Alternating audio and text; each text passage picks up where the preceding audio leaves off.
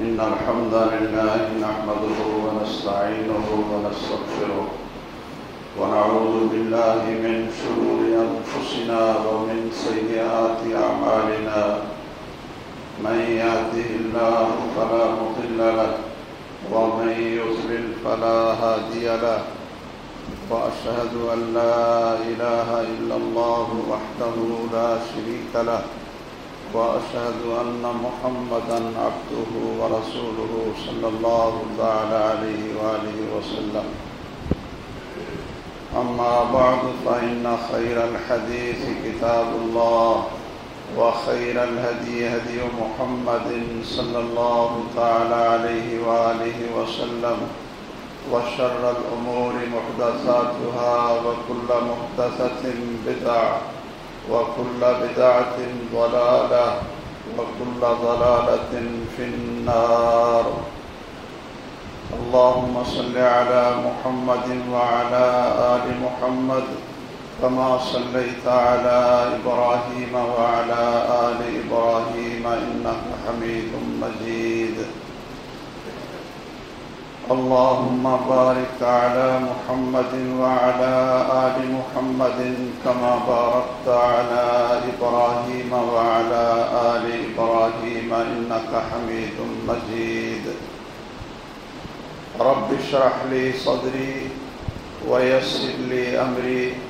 واحلل عقدة من لساني يفقهوا قولي أعوذ بالله من الشيطان الرجيم والسابقون السابقون أولئك المقربون في جنات النعيم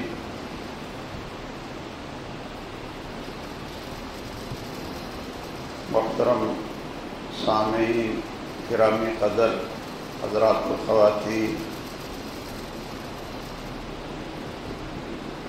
دنیا کی زندگی میں ہم دیکھتے ہیں کہ ہماری کوشش ہوتی ہے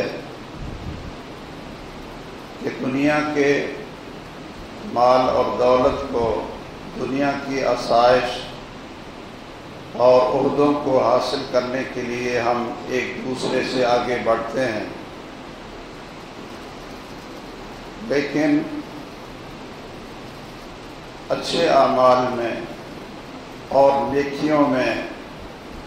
جنت کے درجات اور جنت میں اعلیٰ درجات لینے کے لیے ہمارا مقابلہ نہیں ہوتا۔ اللہ تعالیٰ نے قرآن مجید میں سب سے اپنے مقرب ان بندوں کا ذکر کیا ہے، السابقون السابقون، کہ جو نیکیوں میں جنت کے درجات کو حاصل کرنے میں ایک دوسرے سے آگے بڑھتے ہیں۔ بلکہ آپ نے یہ حدیث سنی ہوگی کہ جنت کا ایک درجہ اور اس کے بعد پھر اس کا دوسرا درجہ یہ اتنا اونچا ہوگا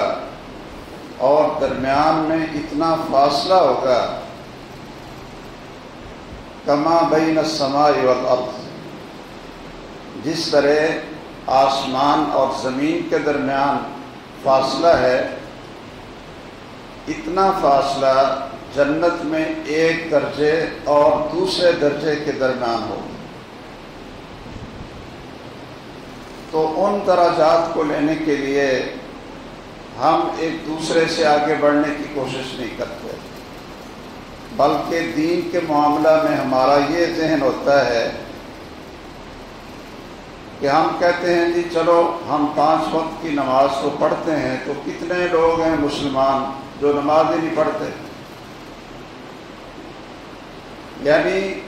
دین کے معاملہ میں ہم نیچے والے لوگوں کو دیکھتے ہیں، اور دنیا کے معاملہ میں ہم اونچے والے لوگوں کو دیکھتے ہیں۔ اور انسان کی یہ بڑی سعادت ہوتی ہے کہ وہ دین میں بھی دوسرے سے آگے بڑھنے کی کوشش کرے۔ رسول اللہ صلی اللہ علیہ وسلم نے جن صحابہ کی تربیت کی اور جن کے دل و دماغ میں جنت بسائی اور وہ جنت کو حاصل کرنے کے لیے اپنی ہر چیز کو قربان کرتے تھے، تو مرد اور مردوں کا مقابلہ بھی ہوتا تھا کہ میں ان سے آگے بڑھ جاؤں گا، اور بچوں کا مقابلہ بھی ہوتا تھا۔ میدان جہاد میں دو بھائی آ جاتے تو رسول اللہ صلی اللہ علیہ وسلم ایک سے کہتے کہ آپ کی عمر ٹھیک ہے، آپ مضبوط ہیں، تو آپ کو اجازت ہے، لیکن یہ دوسرا بھائی چھوٹا ہے تو اس کو رہنے دے۔ اور دوسرا بھائی کیا کہتا کہ اے اللہ کے رسول صلی اللہ علیہ وسلم، میری اس سے کشتی کروا لو، اگر میں اس کو گرا لوں تو پھر آپ مجھے بھی اجازت دیں۔ اور عورتوں اور مردوں کا بھی یہی حال تھا۔ خواتین رسول اللہ صلی اللہ علیہ وسلم کے پاس آتی ہیں اور کہتی کہ یہ جو مرد حضرات ہیں یہ آپ کے ساتھ جہاد کے لیے بھی نکلتے ہیں، مسجد میں پانچوں وقت آتے ہیں، آپ کے ساتھ رہتے ہیں، دین سیکھتے ہیں، اور ہم گھروں میں بیٹھی رہتی ہیں، اور یہ نیکیوں میں، اجر میں اور جنت کے درجات لینے میں ہم سے آگے بڑھ جاتی ہیں، بلکہ فقیروں کا اور غنیوں کا مقابلہ بھی ہوتا تھا۔ یہ رسول اللہ صلی اللہ علیہ وسلم کے تربیت یافتہ لوگ تھے۔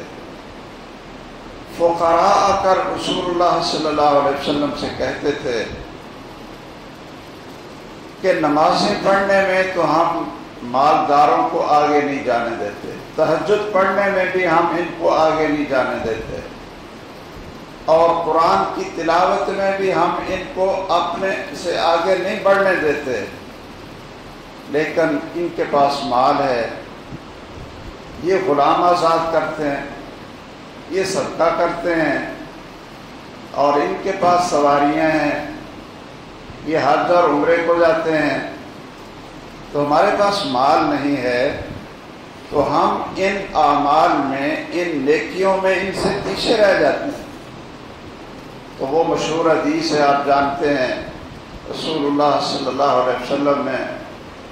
ان کی رہنمائی کی اور کہا کہ تم ہر نماز کے بعد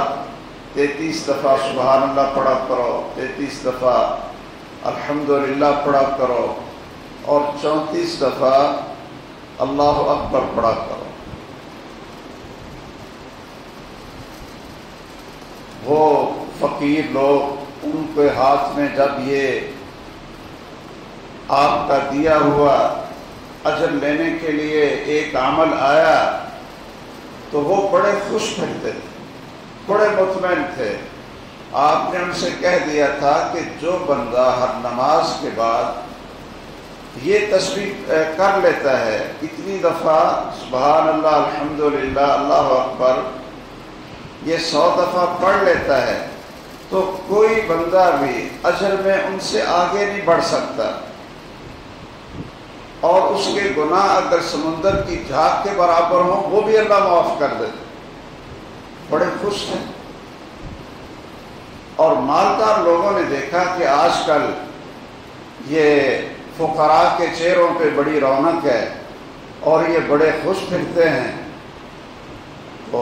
انہوں نے بھی ذرا ٹو لگائی، تو ان کو پتہ چلا کہ ان کو رسول اللہ صلی اللہ علیہ وسلم نے یہ وظیفہ بتلا دیا ہے، اور وہ کرتے ہیں، سمجھتے ہیں کہ ہم غنیوں سے آگے چلے جائیں۔ انہوں نے بھی یہی وظیفہ پڑھنا شروع کر دیا، سبحان اللہ الحمدللہ اللہ اکبر۔ یہ تسبیحات اللہ کو بہت پیاری، بہت پیاری، اور یہ فرشتوں کی عبادت ہے۔ آپ نے فرمایا ہے کہ 4 کلمے ایسے ہیں، خیر مما طلعت علیہ الشمس، دنیا وما فیہا سے اللہ کے ہاں زیادہ محبوب ہیں جو کچھ جس چیز پر سورج طلوع ہوتا ہے ان سب سے زیادہ قیمتی یہ 4 کلمے ہیں، اور آپ نے فرمایا کہ اللہ ذوالجلال نے فرشتوں کی عبادت کے لیے یہ 4 کلمات ان کو سکھائے، سبحان اللہ والحمد للہ ولا الہ الا اللہ واللہ اکبر۔ اب سارے پڑھنے لگ گئے، فقراء دوبارہ آئے، شوق ہے نا کہ جی یہ تو دوسرے لوگ بھی پڑھنے لگ گئے۔ آپ نے فرمایا ذالک فضل اللہ یؤتیہ من یشاء، کہ مال اور دولت اللہ کا فضل ہے، جس کو چاہتا ہے دے دیتا ہے۔ اب یہ تقسیم تو میرے ہاتھ میں نہیں ہے، لیکن یہ میں تمہیں خوشخبری سنا دیتا ہوں کہ جو فقیر لوگ ہیں، جن کے پاس ہے کچھ نہیں، وہ مالداروں سے 40 سال پہلے وہ جنت میں داخل ہو جائیں گے۔ ان کو ہر چیز کا حساب دینا پڑے گا، اور ان کے پاس ہے ہی کچھ نہیں یا تھوڑا سا ہے، تو وہ ان سے پہلے جنت میں داخل ہو جائیں گے۔ اب وہ اسی بات میں خوش ہیں کہ چلو ہمارا حساب آسان ہوگا تو ہم جنت میں داخل ہو جائیں گے۔ میرے بھائیوں، نیکیوں میں ایک دوسرے سے آگے بڑھے۔ والسابقون السابقون اولئک المقربون، اور سابقون وہ ہوتے ہیں جو فرائض کے ساتھ ساتھ نوافل اور سنتوں کا بھی اہتمام کریں۔ نماز کے بارے میں تو میں نے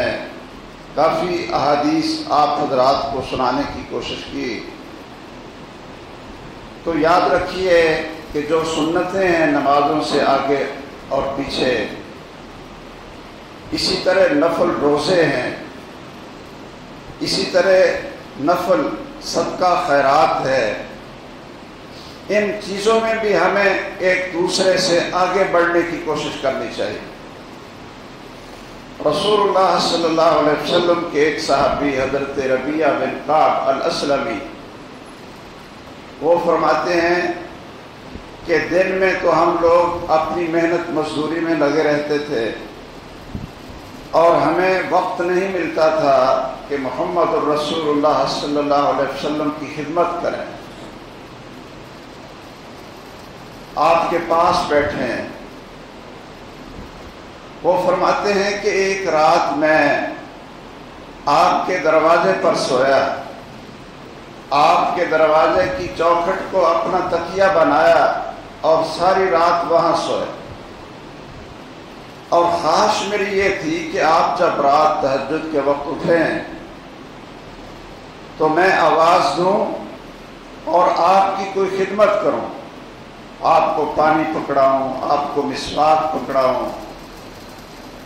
تو جب رسول اللہ صلی اللہ علیہ وسلم تہجد کے وقت اٹھے تو انہوں نے محسوس کیا کہ دروازے پر کوئی آدمی ہے۔ آپ نے پوچھا کون ہے؟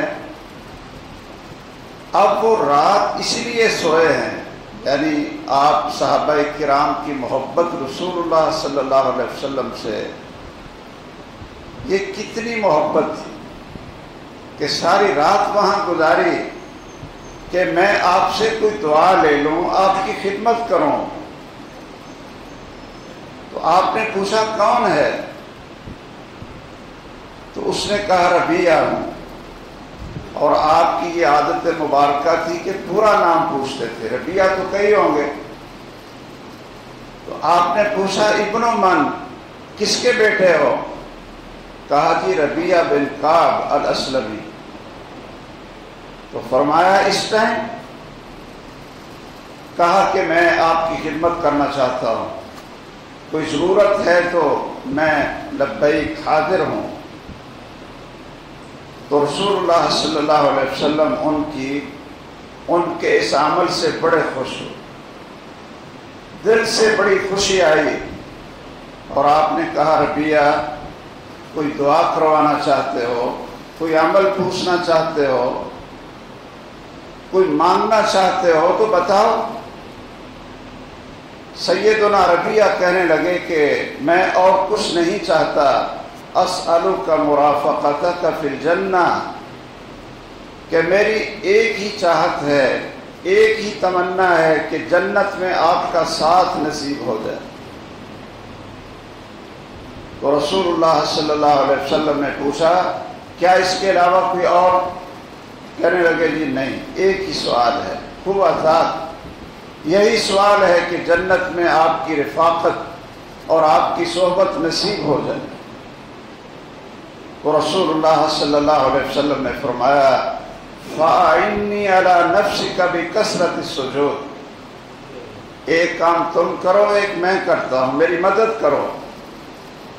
کہ میں تیرے لیے دعا کرتا ہوں، اور تم کیا کرو کہ زیادہ سجدے کرو، بِكَثْرَةِ السُّجُودِ، نوافل پڑھو، اشراق اور چاشت، تہجد، سنتیں، نمازوں سے آگے اور پیچھے، اور نوافل یہ کثرت سے پڑھو، اللہ ذوالجلال تمہیں جنت میں میرا ساتھ دے گا۔ اس لیے ہمیں چاہیے کہ ہم پانچوں نمازوں کے آگے پیچھے والی سنتیں ہمیشگی سے پڑھا کریں، اور کوئی زیادہ وقت نہیں لگتا۔ ہماری امی جان سیدہ ام حبیبہ رضی اللہ تعالیٰ عنہ، جو سیدنا ابو سفیان رضی اللہ تعالیٰ عنہ کی لخت جگر ہیں اور خلیفہ راشد امیر المومنین سیدنا معاویہ رضی اللہ تعالیٰ عنہ کی بہن ہیں، وہ فرماتی ہیں کہ میں نے رسول اللہ صلی اللہ علیہ وسلم سے سنا، آپ نے فرمایا تھا من صلی اثنتي عشر ركعة في يوم وليلة بنى الله له بهن بيتا في الجنة، کہ جو شخص رات اور دن میں 12 سنتیں پڑھتا ہے، 12 رکعتیں پڑھتا ہے، اللہ تعالیٰ اس کے لیے جنت میں محل بنا دیتا ہے۔ 12 رکعتیں، 2 سنتیں فجر کی، اور 4 سنتیں ظہر سے پہلے، 2 سنتیں ظہر کے بعد، اور 2 سنتیں مغرب کے بعد،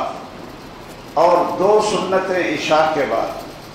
یہ 12 رکعتیں بن گئی کہ جو شخص ان کی حفاظت کرے، ہر روز پڑھے، تو اللہ تعالیٰ اس کے لیے جنت میں گھر بناتے ہیں۔ اب صحابہ کا عمل دیکھیں، یہ ہماری امی جان کہتی ہیں ام حبیبہ رضی اللہ تعالیٰ عنہ، ما ترکتہن منذ سمعت من رسول اللہ صلی اللہ علیہ وسلم، فرماتی ہیں کہ میں نے جب سے آپ سے ان 12 رکعتوں کی فضیلت سنی تو آج تک میں نے یہ 12 رکعتیں چھوڑی نہیں۔ اور ان کے شاگرد عنبسہ، وہ یہ حدیث ان سے بیان کرتے ہیں، وہ فرماتے ہیں کہ جب سے میں نے یہ حدیث اپنی امی جان ام حبیبہ سے سنی، یہ عنبسہ ایک تابعی ہیں، وہ کہتے ہیں جب سے میں نے یہ حدیث سنی تو میں نے بھی آج تک یہ 12 رکعتیں نہیں چھوڑی۔ اور ان کے آگے شاگرد ہیں عمر بن اوس، وہ کہتے ہیں کہ جب سے میں نے اپنے استاذ عنبسہ سے یہ حدیث سنی تو میں نے یہ 12 رکعتیں کسی دن رات نہیں چھوڑی۔ اور ان کے شاگرد نعمان بن سالم، یہ ایک محدث ہیں، وہ فرماتے ہیں کہ جب سے میں نے یہ حدیث سنی تو میں نے کبھی بھی یہ 12 رکعتیں نہیں چھوڑی۔ یہ ان لوگوں کا جذبہ تھا کہ جب رسول اللہ صلی اللہ علیہ وسلم کی بات سن لیتے تو پھر وہ عزم کر لیتے کہ اب ہم ساری زندگی ان کو چھوڑیں گے نہیں۔ اس لیے ہمیں بھی چاہیے کہ ظہر سے پہلے 4 سنتیں پڑھیں، اور ظہر کے بعد اگر 2 سنتیں پڑھتے ہیں تو یہ جنت میں گھر بننے کی فضیلت یہ اللہ تعالیٰ فرما دیتے ہیں۔ اور اگر آپ ظہر کے فرضوں کے بعد بھی 4 پڑھ لیں، 4 پڑھ لیں، 4 اکٹھی پڑھ لیں یا 2 کر کے پڑھ لیں، تو پھر ایک تو جنت میں گھر بنتا ہے، اور دوسری فضیلت یہ ملتی ہے، رسول اللہ صلی اللہ علیہ وسلم نے فرمایا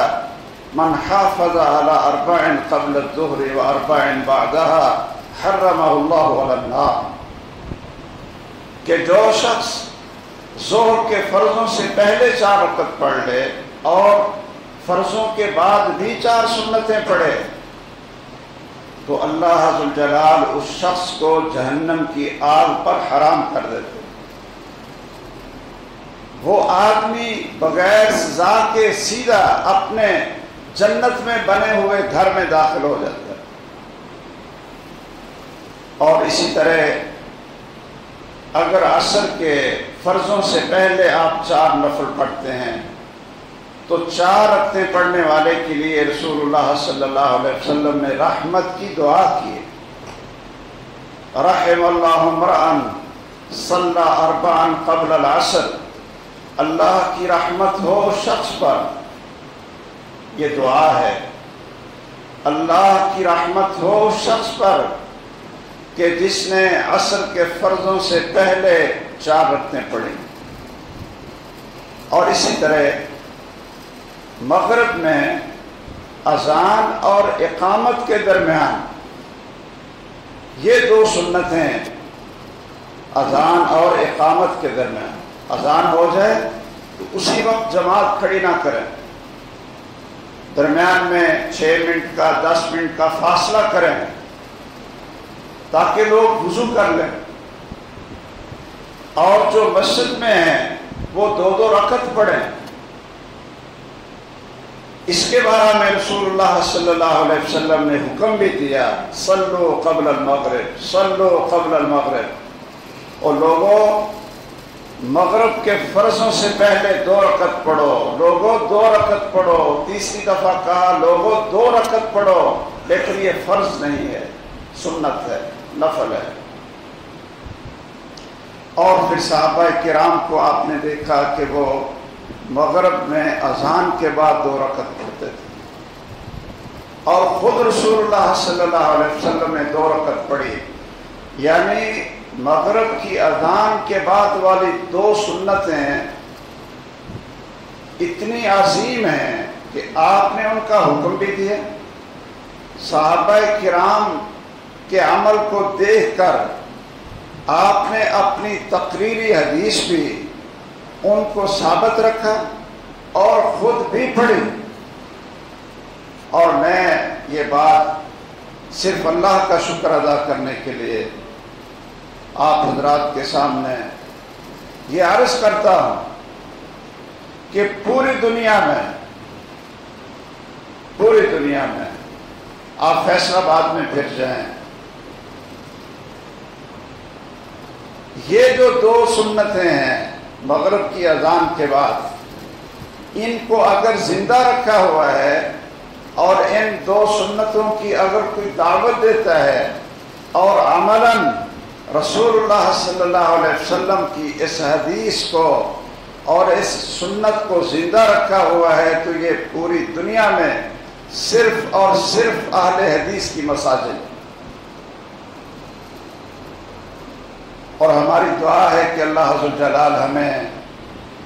اپنے نبی کی سنتیں اور فرامین کو زندہ رکھنے کا اجر آپ کے ساتھ جنت میں اللہ ہمیں رفاقت نصیب فرمائے، ورنہ کسی مسجد میں چلے جائیں، ادھر سے اذان ہوئی اور ادھر سے اللہ اکبر اللہ اکبر، نماز شروع ہوگی۔ اسی طرح مغرب کے بعد 2 سنتیں، اور عشاء کے فرضوں سے پہلے اگر آپ پہلے مسجد میں آ جاتے ہیں تو پھر 2 سنتیں پڑھیں آپ، اگر عشاء کے فرضوں سے پہلے آ جاتے ہیں 4 سنتیں مقرر نہیں ہیں۔ ہمیں یہی افسوس ہوتا ہے کہ جن چیزوں کا ثبوت صحیح بخاری میں ہو، صحیح مسلم میں ہو، آپ کے قول سے، آپ کے عمل سے، صحابہ کے عمل سے،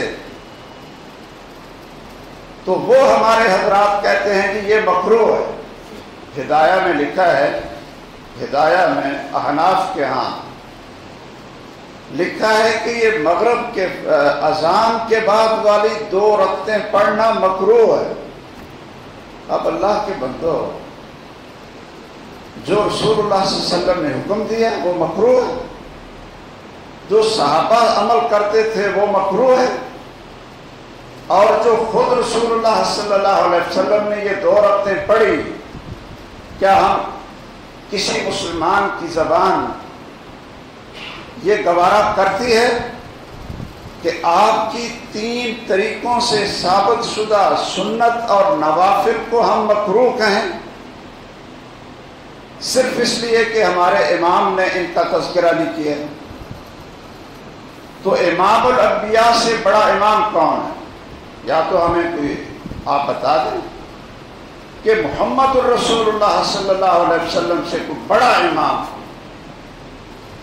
کوئی بڑا پیغمبر نہیں ہے، کوئی بڑا رسول نہیں ہے، تو امام کا درجہ۔ اس لیے مغرب کی سنت اذان کے بعد ان 2 سنتوں کو زندہ کریں، اہتمام کریں اور وقت دیں۔ عشاء کے فرضوں سے پہلے 4 سنتیں مقرر نہیں، کسی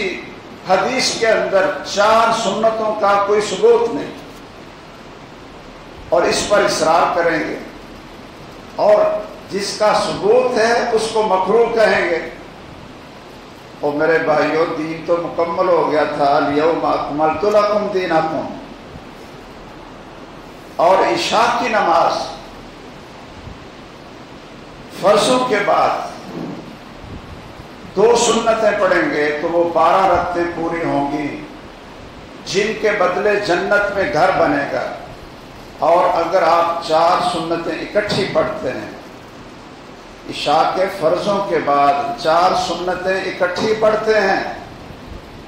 ایک سلام سے پڑھتے ہیں، تو پھر 3 صحابہ بیان کرتے ہیں کہ جو شخص عشاء کے فرضوں کے بعد 4 سنتیں اکٹھی پڑھ لے، اللہ ذوالجلال اس کو اتنا اجر عطا فرماتے ہیں کہ جیسے اس نے 4 رکعتیں لیلۃ القدر کو پڑھی ہیں، لیلۃ القدر کی 4 رکعت۔ تو میرے بھائیوں، فرائض کے ساتھ نوافل کا، سنتوں کا اہتمام کریں، تہجد کا اہتمام کریں، اور سورج نکلنے کے بعد آپ یہ اشراق کا اہتمام کریں، اور پھر نماز کو سیکھتے رہیں۔ آپ جب آخری تشہد میں بیٹھتے ہیں تو سب سے پہلے التحیات پڑھیں، اور پھر درود شریف پڑھیں، اور درود شریف کے بعد پھر اللہم انی اعوذ بک من عذاب القبر واعوذ بک من عذاب جہنم، یہ دعا پڑھیں۔ درود شریف کے بعد رب اجعلنی مقیم الصلاۃ، جو عام کتابوں میں لکھا ہوتا ہے، یہ رسول اللہ صلی اللہ علیہ وسلم اور صحابہ کرام سے کسی کتاب کے اندر ثابت نہیں۔ یہ ہمارا دعویٰ بھی ہے، اور ہم اس کو ثابت بھی کرتے ہیں کہ درود شریف پڑھنے کے بعد نماز میں کیا پڑھنا ہے؟ 4 چیزوں سے پناہ مانگنی، 4 چیزوں سے۔ اللہم انی اعوذ بک من عذاب القبر ومن عذاب جہنم ومن فتنة المسیح الدجال ومن فتنة المحیا والممات۔ یہ پڑھ کر اس کے بعد پھر جون سی دعا آپ کو پسند ہے وہ آپ پڑھ لیں، لیکن یہ 4 چیزوں سے پناہ کا حکم اللہ کے رسول صلی اللہ علیہ وسلم نے دیا ہے، پہلے یہ دعا پڑھیں۔ اسی طرح اگر کوئی بھائی لیٹ آتا ہے کہ جماعت کھڑی ہو گئی اور امام نے اونچی قرات شروع کر دی، مغرب عشاء یا فجر کی نماز ہے، کہ جب مسجد میں آئے جماعت میں شامل ہوئے تو امام نے قرات شروع کر دی، فاتحہ شروع کر دی اونچی آواز سے یا بعد والی قرات شروع کر دی، اب آنے والوں کو کیا حکم ہے؟ ان کو حکم ہے کہ وہ اللہ اکبر کہیں اور نماز شروع کریں۔ چونکہ امام اونچی قرات کر رہا ہے اس لیے وہ سبحانک اللہ نہیں پڑھیں، سبحانک اللہ نہیں پڑھیں، سورۃ فاتحہ پڑھیں، کیونکہ رسول اللہ صلی اللہ علیہ وسلم کا فرمان ہے، آپ نے فرمایا جب تم میں سے کوئی شخص آئے اور میں اونچی آواز سے قرات کر رہا ہوں، لا تقرأوا بشیء، کوئی چیز نہ پڑھو، اس لیے کہ قرآن سننا ہے، کوئی چیز نہ پڑھو، الا بفاتحۃ الکتاب، سوائے سورۃ الفاتحہ کے، اس لیے کہ سورۃ الفاتحہ کے بغیر نماز نہیں ہوتی۔ تو آپ نے فرمایا کوئی چیز نہ پڑھو، اور ہمارے کئی بھائی اس میں بھی الٹا کام کرتے ہیں، سبحانک اللہ پڑھ لیتے ہیں، امام قرات کر رہا ہوتا ہے اور سورۃ فاتحہ چھوڑ دیتے ہیں، کہتے ہیں کہ اگر سورۃ الفاتحہ پڑھی تو منہ میں آگ پڑ جائے گی۔ یہ دین اور شریعت اپنا بنایا ہو، رسول اللہ صلی اللہ علیہ وسلم کہہ رہے ہیں لا تقرأوا بشیء، کہ کچھ نہ پڑھو، الا بفاتحۃ الکتاب فإنہ لا صلاۃ لمن لم یقرأ بها، سوائے سورۃ الفاتحہ کے، اس لیے کہ جو فاتحہ نہیں پڑھے گا اس کی نماز نہیں، اس لیے سبحانک اللہ نہیں پڑھیں گے۔ ہاں اگر امام ایسا قرات کر رہا ہے تو پھر ٹھیک ہے، پھر آپ سبحانک اللہ بھی پڑھیں، سورۃ الفاتحہ بھی پڑھیں اور کوئی ساتھ سورت بھی ملائیں۔ تو یہ طریقہ نماز، یہ رسول اللہ صلی اللہ علیہ وسلم کی سنت اور آپ کا سکھلایا ہوا طریقہ نماز ہے۔ اللہ تعالی ہمیں توفیق دے کہ ہم فرائض کے ساتھ ساتھ نوافل اور سنتوں کا بھی اہتمام کریں۔ آمین وآخر دعوانا ان الحمد للہ رب العالمین۔ ان الحمد للہ نحمده ونستعینه ونستغفره ونعوذ باللہ من شرور انفسنا ومن سیئات اعمالنا، من يهده الله فلا مضل له ومن يضلل فلا هادي له، واشهد ان لا اله الا الله وحده لا شريك له، واشهد ان محمدا عبده ورسوله صلى الله تعالى عليه واله وسلم، اما بعد۔ ہماری جماعت کے بڑے نامور مبلغ اور عالم مولانا عبدالحی انصاری، اللہ تعالیٰ ان کو صحت اور سلامتی کے ساتھ لمبی زندگی عطا فرمائے، وہ کارڈیالوجی ہسپتال میں ہیں۔ آپ سب بھائی دعائیں کریں ان کے لیے، ان کو دل کی تکلیف ہے کہ اللہ تعالیٰ ان کو شفا اور عافیت عطا فرمائے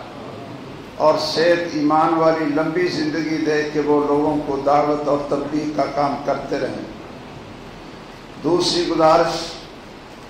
کہ رمضان کی آمد ہے، آپ اس کی تیاری کریں۔ تیاری یہ نہیں ہے کہ ابھی سے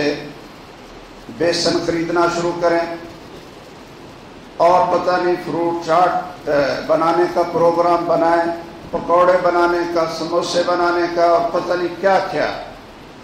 وہ تو میرے کہنے کے بغیر بھی آپ بنا لیں۔ جس چیز کی طرف میں توجہ دلاتا ہوں کہ غریب لوگوں کو، محتاج اور فقیر لوگوں کو روزوں میں اپنے ساتھ شریک کرنے کا پروگرام بنائیں۔ دو طرح کے لوگ ہیں، ایک وہ ہمارے بھائی اور بزرگ ہیں یا عزیز ہیں کہ جن کے والدین بوڑھے ہیں اور وہ روزہ نہیں رکھ سکتے، تو ان کو ہر روزے کے بدلے ایک مسکین کے کھانے کا فدیہ دینا ہے۔ جو بزرگ خود روزہ نہیں رکھ سکتے وہ فدیہ دے دیں، اور جن کے بزرگ نہیں رکھ سکتے روزہ وہ فدیہ دیں، اور جو خواتین حاملہ ہیں یا دودھ پلاتی ہیں وہ روزہ نہیں رکھ سکتی تو وہ بھی فدیہ دے دیں، تو ان کو روزے کی قضا یہ ان پر ضروری نہیں ہوگی۔ اگر دودھ پلانے والی اور حمل والی خواتین وہ بھی روزوں کا فدیہ دے دیں، ایک مسکین کا کھانا، تو یہ فدیہ ہی روزوں کے قائم مقام ہوگا، ان کو قضا کی ضرورت نہیں ہوگی۔ اور دوسرے وہ ہمارے بھائی ہیں کہ جو خود روزے رکھیں گے اللہ کے فضل و کرم سے، ان کو چاہیے کہ وہ کوشش کریں کہ یہ فضول خرچی اور ظہر کے وقت سے خواتین کو باورچی خانے میں دھکیل کر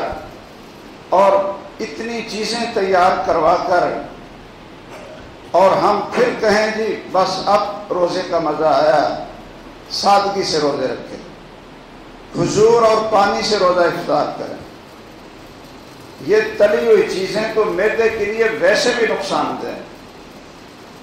اور سنت کے مطابق پانی پئیں، دودھ پی لیں اور کھجوریں کھائیں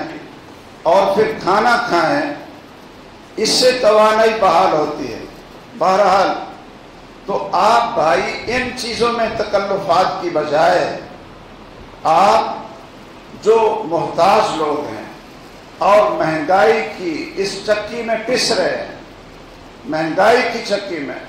آٹا بھی مہنگا، چینی بھی مہنگی، گھی بھی مہنگا، ہر چیزیں مہنگی،